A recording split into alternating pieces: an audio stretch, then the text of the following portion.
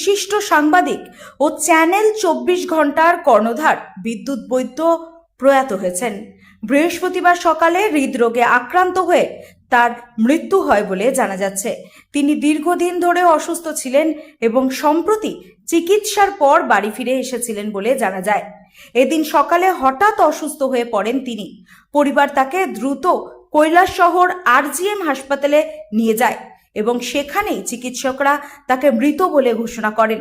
তার প্রয়াণে সাংবাদিক মহলে নেমে এসেছে শোকের ছায়া।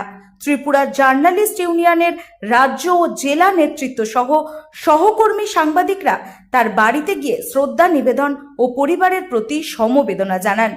বিদ্যুৎ বৈদ্যের আত্মার চিরশান্তি কামনা করা হয়েছে সকলের পক্ষ থেকে। Bureau report, রাতদিন Tripura. ঊনকোটি জেলা কমিটির সক্রিয় সদস্য, ত্রিপুরা জার্নালিস্ট ইউনিয়ন প্রতিষ্ঠার পর থেকেই বিদ্যুৎ বৈদ্য আমাদের সঙ্গে বেশ কিছুদিন ধরে অসুস্থ ছিলেন। অসুস্থর পরে ওনাকে বাড়িতে নিয়ে আসা হয়েছে। আজ 11টার সময় হঠাৎ ওনার মৃত্যু হয়েছে।